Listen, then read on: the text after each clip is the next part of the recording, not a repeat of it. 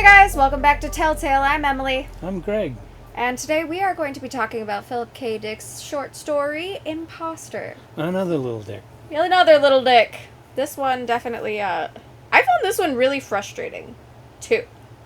As well as, the world that she wanted. But this was frustrating for a different reason. Okay. Because this guy... Synopsis time!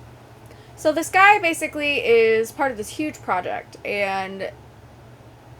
Unfortunately, aliens have been body snatching. Or robots. Robots have been body snatching. Alien robots. Something like that.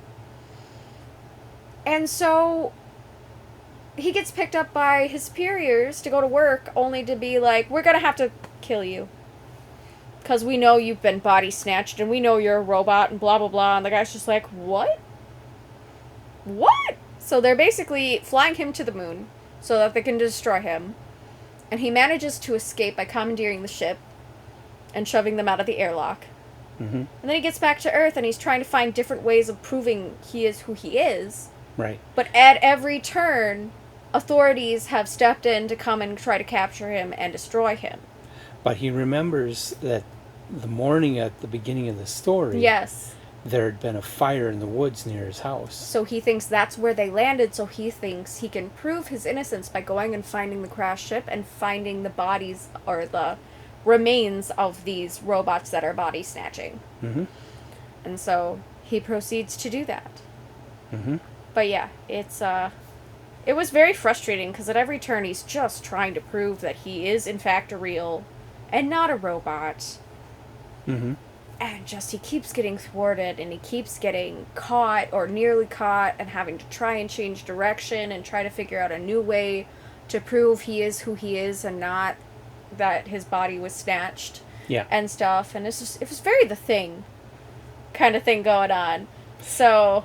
And if you like the movies that are based on Philip K. Dick, mm-hmm. a lot of them, now a lot of the movies are not very accurate to the stories that they're titled for, like Blade Runner especially is very different from Do Androids Dream of Electric Sheep. Mm-hmm. But you still have these stories that have these themes of this main character trying to prove whether or not he's real, and everybody's saying, no, you're a replacement. Having an existential crisis or something. In Blade Runner, Harrison Ford is chasing these people that are androids, and the question arises, which ones are truly androids, which ones are not? Yeah. And are these androids really not human? Yeah. And are they actually harmful? Or do they have humanity? Yeah. And so those kinds of questions come into play there. It's same kind of questions here. Is this guy an imposter or not? Mm-hmm.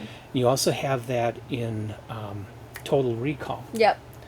Where Arnold Schwarzenegger is on Mars and he's trying to prove that he is himself, but there was this ability to duplicate people, and so people don't believe it's really him. They think he's a duplicate of himself, and you know, so these things run through the movies, not necessarily the stories that those movies are supposedly based on, but definitely coming from this story. A common Philip K. Dick trope. Mm-hmm. But it's that existential crisis thing again. He's a brilliant writer. Mm-hmm. He gives you a gripping science fiction story, very well written, very well thought out. Yeah.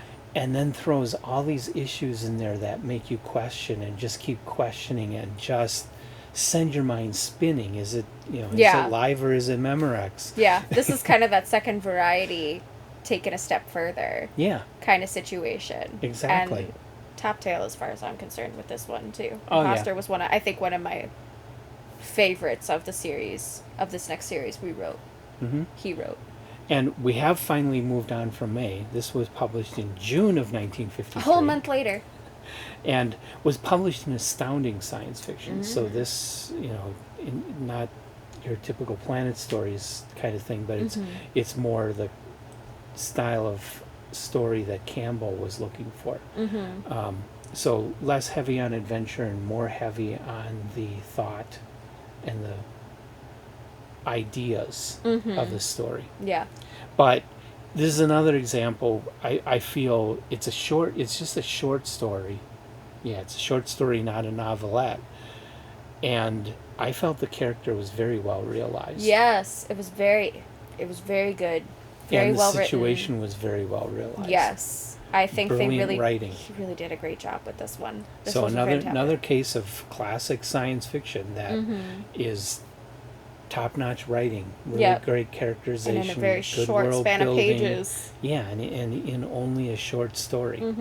And how many like existential questions he brings up. Like we kind of Mhm. experienced that through our discussion previously with the world she wanted, but this is a whole different level of existentialism because not only can these body snatchers replicate your likeness, but they also replicate your memories, so you wouldn't even know if you were body snatched or not. Yep.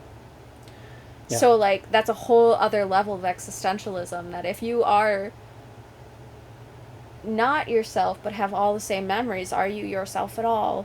Mm-hmm. And how would you know if you're a weapon or not? Mm-hmm. That's interesting. But it also is something that Dick plays with, the whole concept of what is it to be human. Mm-hmm.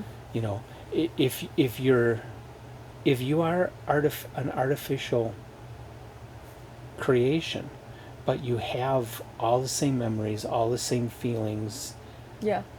all the same human reactions, are you not human? Mm-hmm. You know, Plays that question. Goes back to H.G. Wells. Am I not a man? Yeah. Yeah.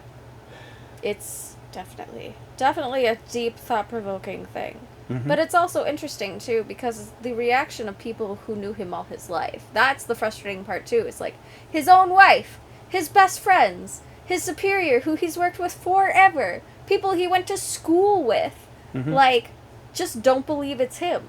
Yeah. And he's like, how can you not? But it also speaks a lot to humans experiencing reactionism instead of, it's almost like guilty until proven innocent, but not even giving a chance to be proven innocent. It's a witch hunt. Yeah. It's essentially a witch hunt. It's like Kafka's The Trial. Yeah, it's definitely a, it's a whole lot. There's a lot of layers to this one for how short it is. Mm-hmm. And a lot of frustration. And something you'll notice in Hollywood and television, when they deal with situations like this, they make it really obvious that the person is replaced by having the person suddenly being obviously different. They don't blink and they don't have emotions, and Or you see a little probe in the back of their head Yeah. that they're constantly trying to hide. And I get that they're trying to make it easy to figure out that what's happened in the story, but kudos for Philip Dick for avoiding that and really, really grasping with this issue of, is this guy What if it's real an or actual exact replica? not? And you can't tell. Mm-hmm. You know, it's not like pod people that aren't acting the right. You know? Yeah. Yeah. Yeah, definitely. So, brilliant short story. Absolutely brilliant. One of the greatest. Mm-hmm. Yeah, I don't know what else to say about it. Like, without spoiling it, it's just so well written. Mm-hmm. And it gives you so many feelings. Mm-hmm. And I think that's what good literature should do. It should make you feel things and think about things. Oh, yeah. And if you're not feeling and thinking about things, And by the way, you're broken. I read this in this book, although as with all of these we've been reading, you can find it online for free. Yep. But I've got We Can Remember It For You Wholesale and Other Classic Stories by Philip K. Dick, which has Imposter. Yeah, phenomenal read. Mm-hmm. This was most great. So, On the top tales list. Oh yeah. For sure. There's so many of these that are ending up on the I list. know. It's just amazing. This guy is incredible. I know. He's phenomenal. Mm-hmm. I mean, when you're good, you're good. What can you do, you know?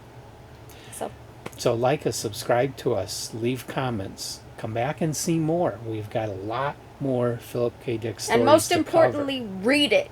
cover. Yeah, read it. It's a top tale. We recommend. Tell us what you think. And find us on Instagram and Facebook. And where of we course, post here regularly. on YouTube. Yes. And we'll see you again. Thanks for joining us, guys. Bye. Bye.